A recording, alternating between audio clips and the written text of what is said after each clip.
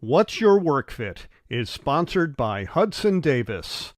Start your brand's marketing and communications journey today at hudsondaviscommunications.com. I'm Dan Smolin. I built a successful executive career in marketing and communications before becoming a top headhunter and founding my own executive search firm. Now get this, every day, mainstream media runs stories in which old school bosses and thought leaders frame your work and workplace issues in ways that are often divisive and unmeaningful. And that's just crazy.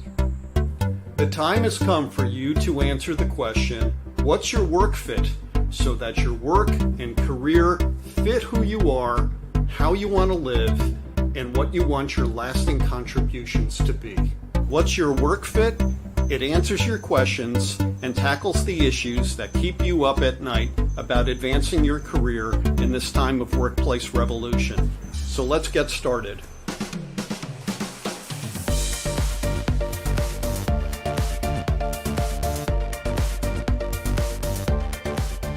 Hey, good day everyone. Dan Smolin here on What's Your Work Fit. Thank you so much for joining us today on the live show. I know a lot of you are taking this first full week of August off as your me time, and I'm glad for it. I hope you're doing something fun. You've earned it. Enjoy your time alone with your loved ones, maybe people you don't love so much, but you have to take care of. Whatever it is, make that time work for you. It's part of your work fit. Okay, you know my ask. If you submit a future show question to us and we pick it, we will send you this embroidered What's Your Work Fit baseball cap, our way of saying thanks.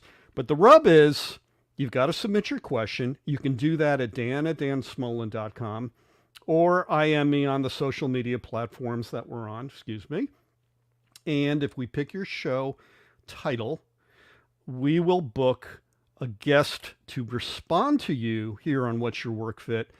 And our way of saying thanks is to send you that hat. So this show's really about you, our viewers and our listeners.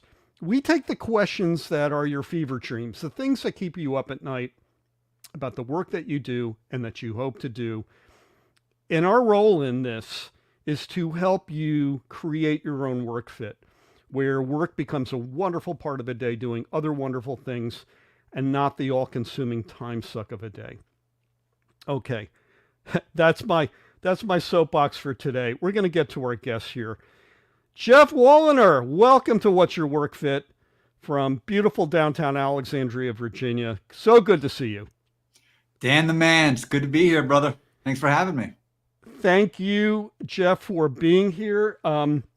So let me tell you a little bit about Geoff. Geoff is the executive producer and host of the very entertaining 40 Going on 4 live show right here on LinkedIn. He is also an author. His book is The Path to Perfectia. Whoop, get it in the shot there.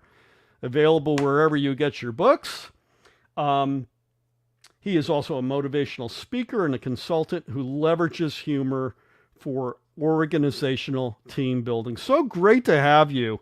And, also great to have a guest that I've actually gotten to meet in real life. So great to be had, I must say. And it really is fun. And, as a fellow podcast producer, it's such a treat to actually look in the eyes of someone who I have broken bread with in the flesh. We I feel really like these days.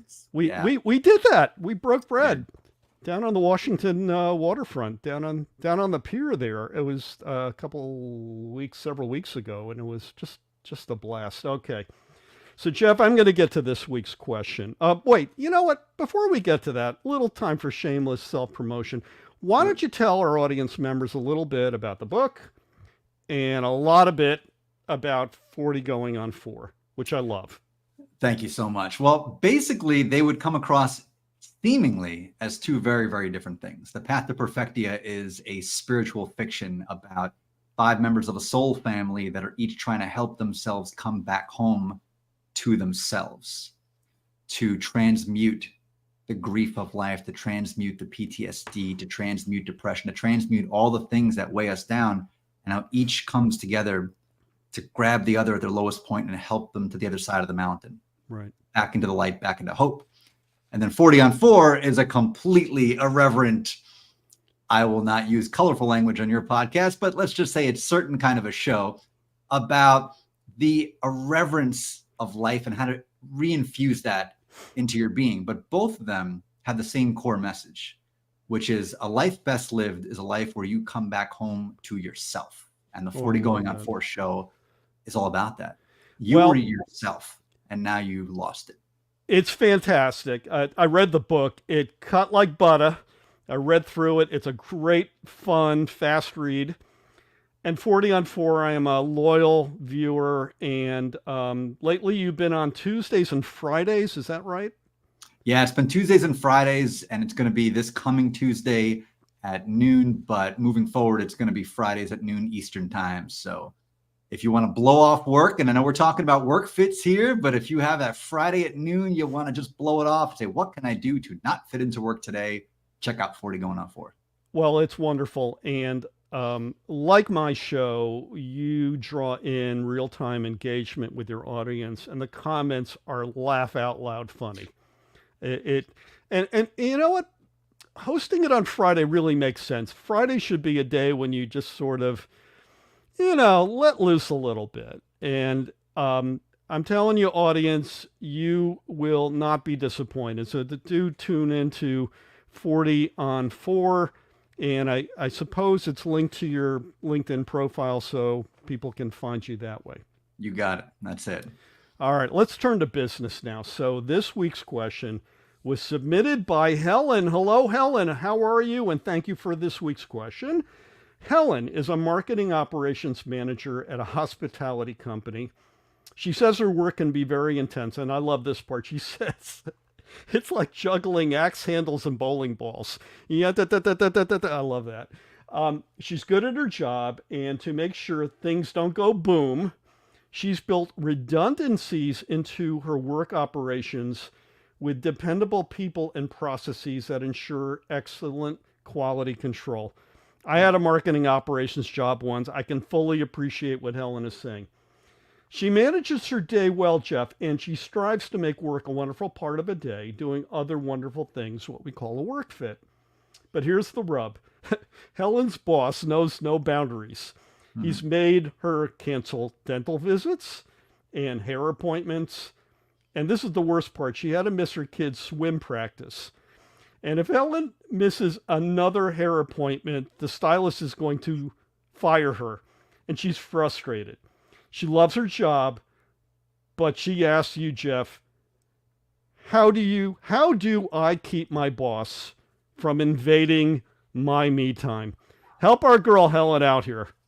Yikes. Well, Dan, I'll tell you this. As Helen's stylist, I can confirm that I'm going to fire her if she cancels on me one more time. So, Helen, you better show up. I'm done here. We're no more warnings. This is it. I got a full docket. So this is tough, right? And this is something that a lot of people deal with. This is a very, very common thing. So there's a few ways to approach it. And the first thing I would say is to actually proceed counterintuitively from the way you think you should proceed.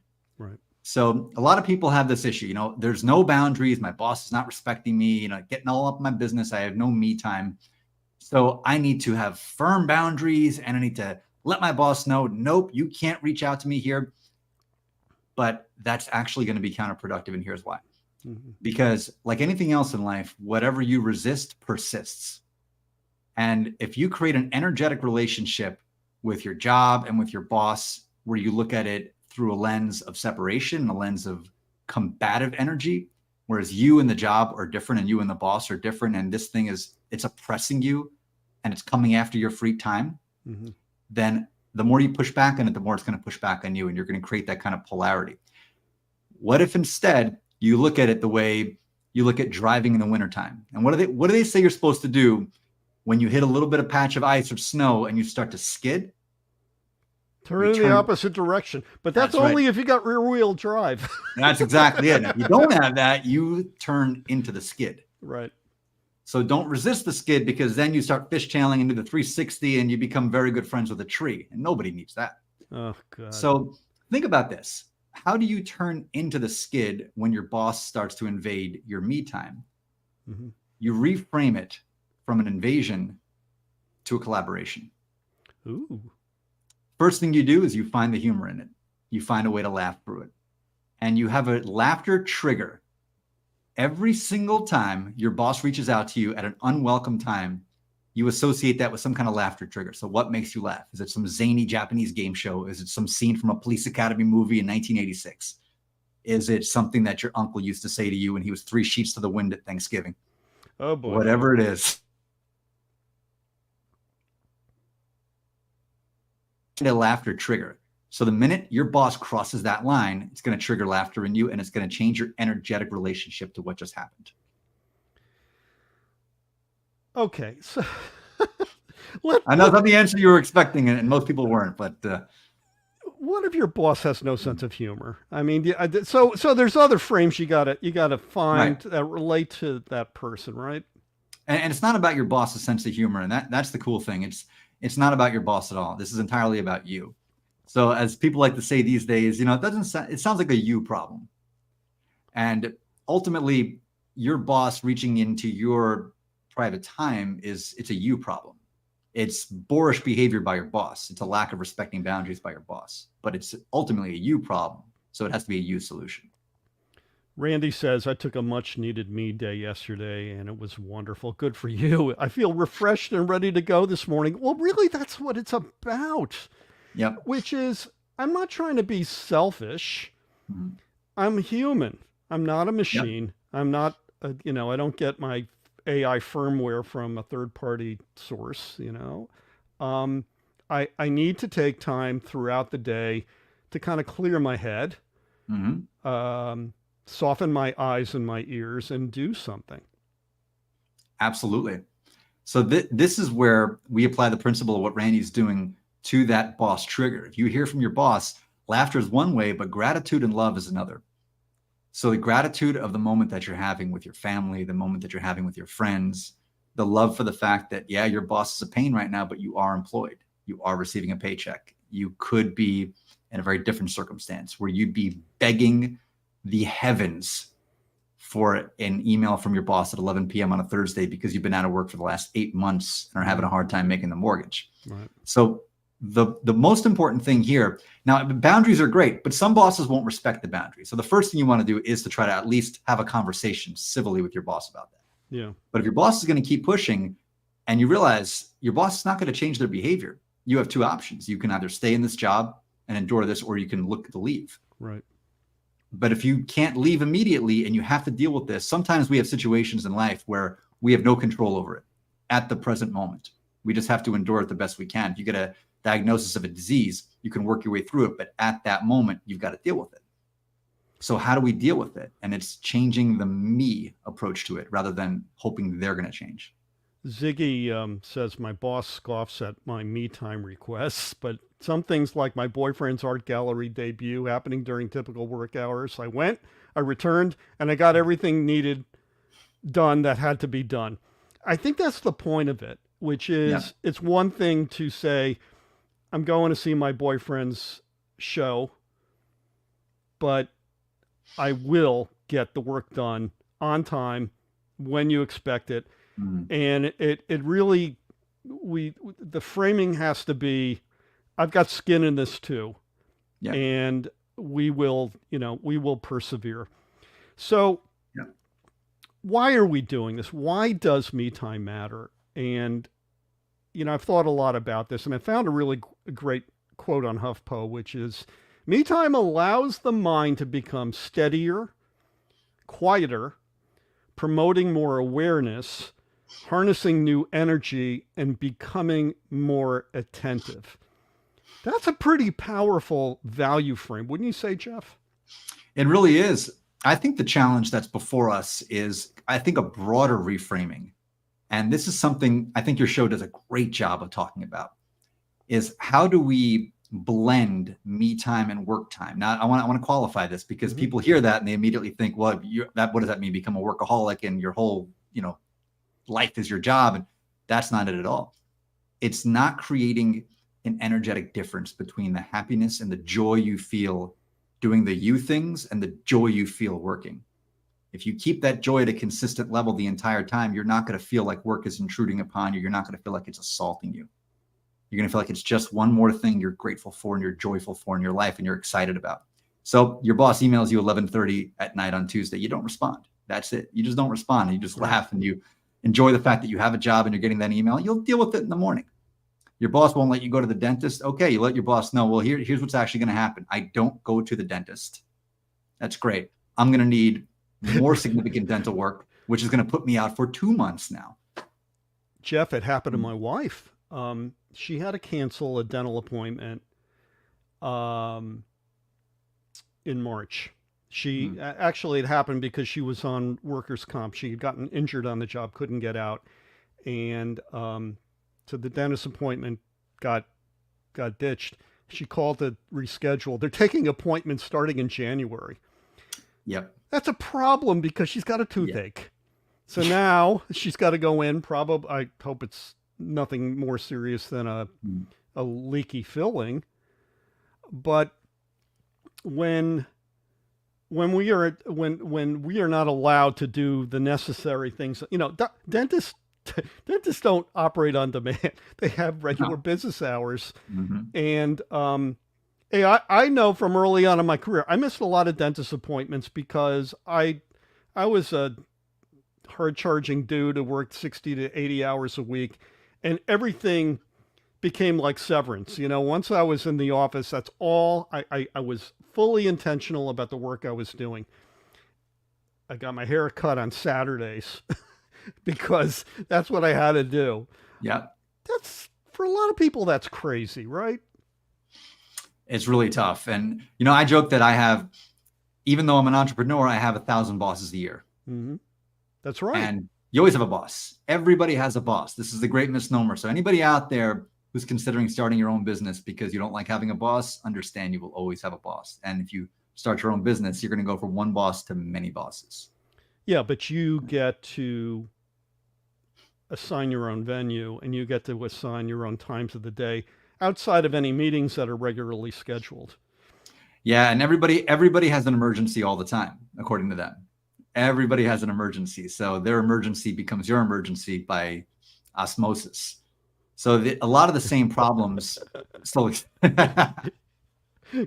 Mark for the win. Elon has everybody who's ever bought a Tesla is Elon's boss. And everybody who's ever voted is Joe Biden's boss. Everybody has a boss. Oh man, that is so funny. Mark Gilbreth for the win. So we got a lot of comments here, and we'll get to them in a minute. But I actually want to pivot to, let's see if I can find it here. You'll appreciate this. So we had a lot of comments about Barbie, and Lulu said Barbenheimer was my first me time outside of home that I've had since COVID hit. She saw the Barbie matinee, Oppenheimer at night, packed theaters. The experience restored her. Mm-hmm. I don't know about you, but I'm astonished at how so many people made their me time seeing one or both of these movies, and also going to try to spend $1,300 a ticket to go see Taylor Swift. Yeah, and all the Beyonce. So I want to talk about this because this is like the Barbie industrial complex. Yep. Me time bonanza. I want to offer the audience a little economic perspective on this. Taylor, okay, first Barbenheimer, Barbie and Oppenheimer. To date, we're not even through a month. $1.5 billion in ticket sales worldwide. That is astonishing. That is absolutely astonishing. But wait, there's more, as they say in the commercials. Taylor Swift, $5 billion of total positive economic impact by the time her tour ends, by the time the Era Tour ends, her economic impact, Geoff, has been so significant that the Federal Reserve of Philadelphia commented on it in their official proceedings last month, that you couldn't get a hotel room in Philadelphia because of the Eras Tour. That is incredible. Beyonce's tour. $5 to $10 million in revenue nightly. Nightly. Now, you live in the DC area. You know about the big storm we had that came through. Oh, yeah. And that delayed her concert. And she was like, I'll pay for, added hours on Metro Rail, get everybody home, for a lot of, 6 figures of economic impact. And we know that Taylor Swift is cutting $100,000 checks to her truck drivers for all of this.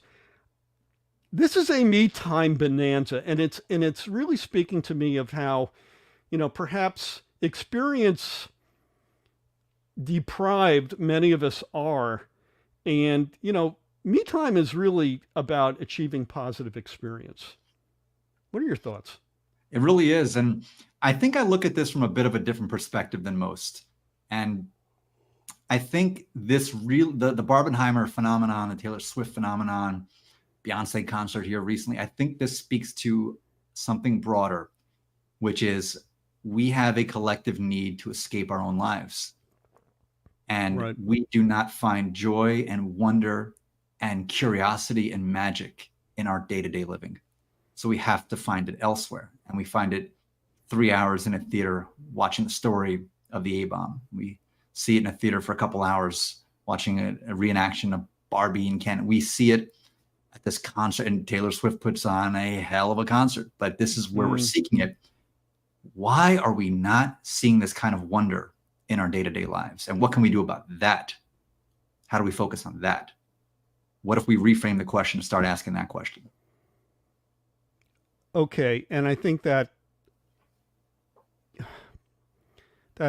gets to Ginger's point, perhaps, is that she's in HR and she says, how do you suggest we create a safe space for me in my own organization to discuss all this, right?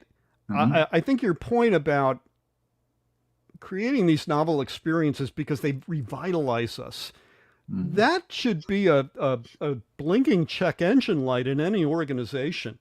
If we're depriving our people of me time because the boss doesn't see you in their physical proximity, it's going to have a negative economic impact on the back end of it, right? Tremendously so. I think this is where HR can be a real ally of the workers, as they purport to be in almost every organization. And I think a lot of times, and I like to satirize HR a lot. I love the people who work in HR, and I mean that, I truly do. I have very, very dear friends in HR. I was in the ATD world for a long time. So the people in there go in with very noble intentions and good souls. And then, as is most organizations, they end up by osmosis becoming the hatchet people for the C-suite and carrying out their diktats, and then creates this environment of fear and all these things that happen.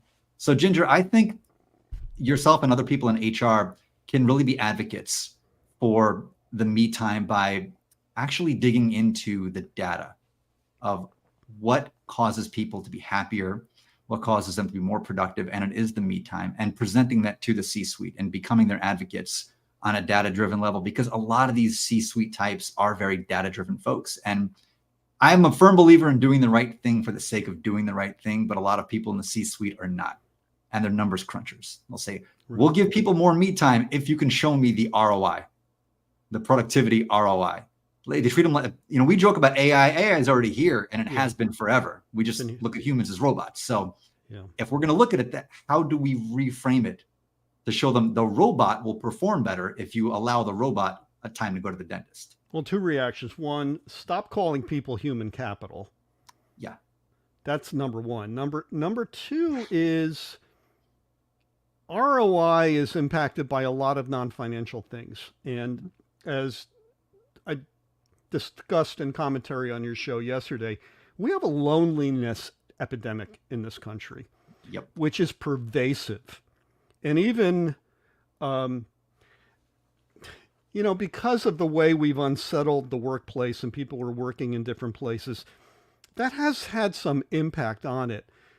And it's probably why so many of us gathered with people to go see Barbie and Oppenheimer, or spent a king's ransom to go see Taylor Swift perform, because we want to be experiencing on a touchy-feely level again. I mean, we're sentient beings.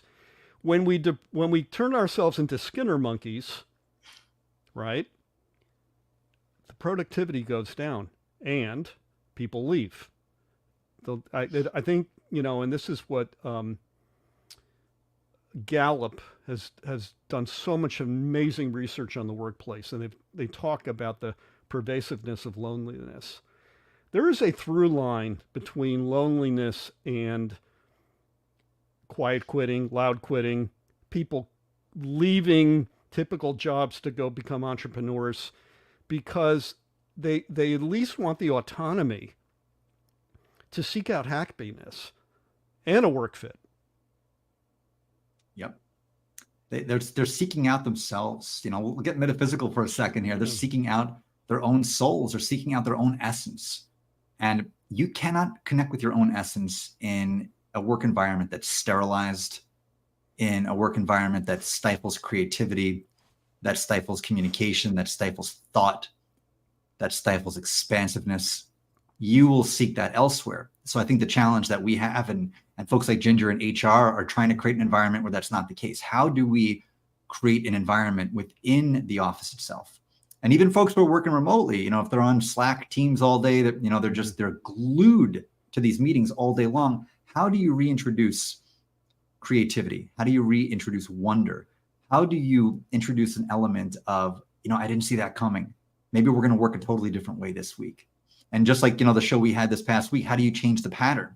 That's another thing. If people get locked into these patterns, they feel they're stifled.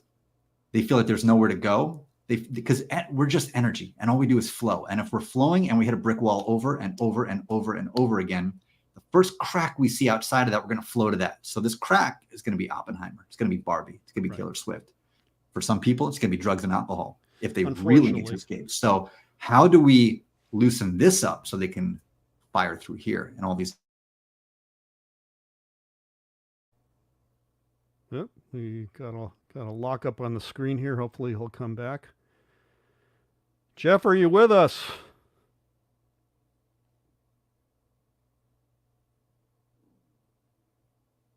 Okay, I'm not really sure what happened to Geoff here, but it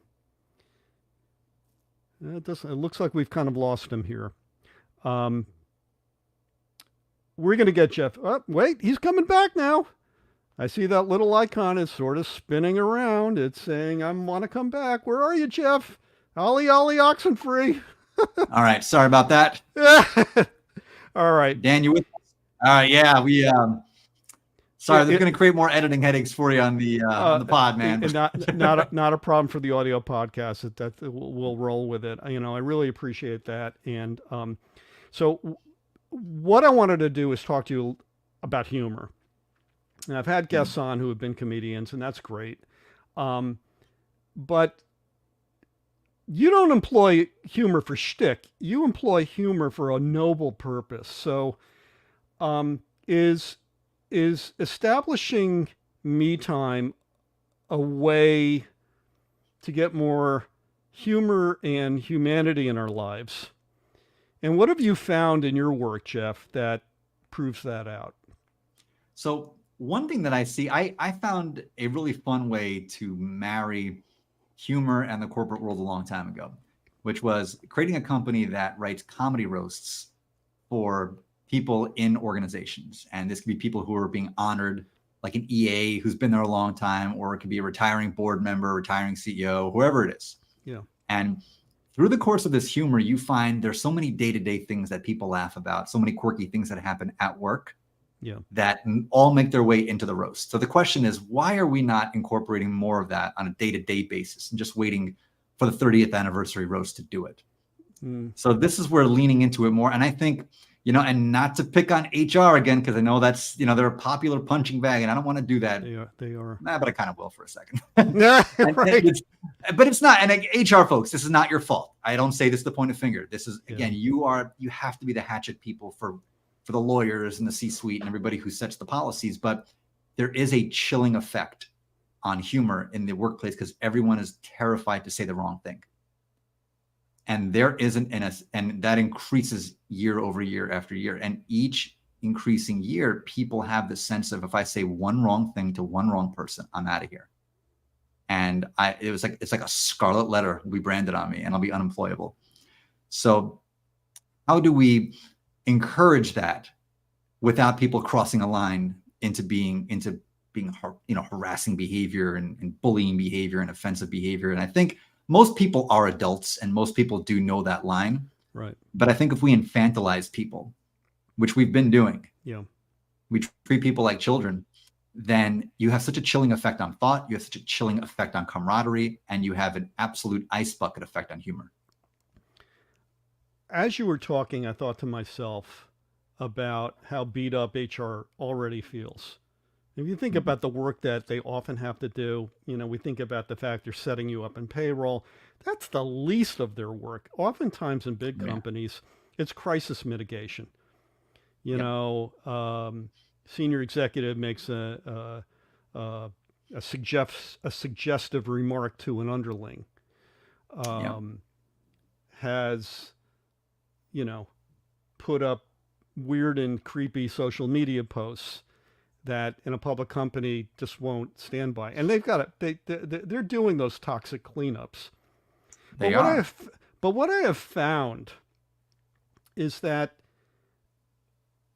I believe HR can become more intentional and perhaps more joyful if somebody like you, Geoff, is a resource for them specifically, which is to say, we're bringing Geoff. This is also part of our job, is to create joy, is to create connection. It's why some companies have chief people officers, I believe, which is to my cousin's one of them. Well, that's fantastic. Yeah. So what does your cousin think about that job?